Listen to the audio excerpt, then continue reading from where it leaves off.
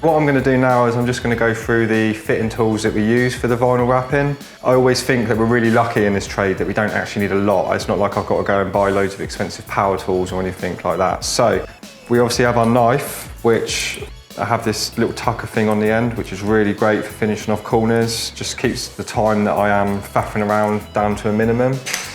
We have our squeegees. So we have a felt squeegee for laying down the main bit of vinyl. And I also have another squeegee with a right angle on, which is really good for finishing the vinyl and tucking it. We have spare felts for the squeegee. So what happens is very often this will get dirty or it will rub through. So just changing the felt regularly just keeps the quality of the work up.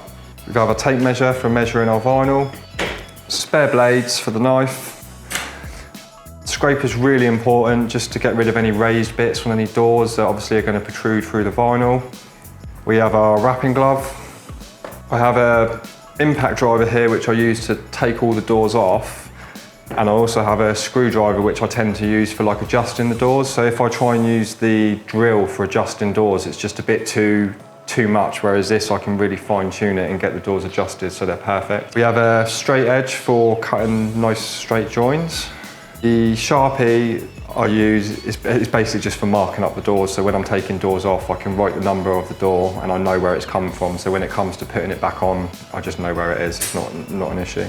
And we have our back snitty, which is a really good tool. I really enjoy using this and it just makes my job really easy. These tools that I have here are the basic tools that I'd recommend for doing any vinyl installations. You can get away with using a little bit less tools, but to really finish everything off and complete the job, I'd recommend having everything here.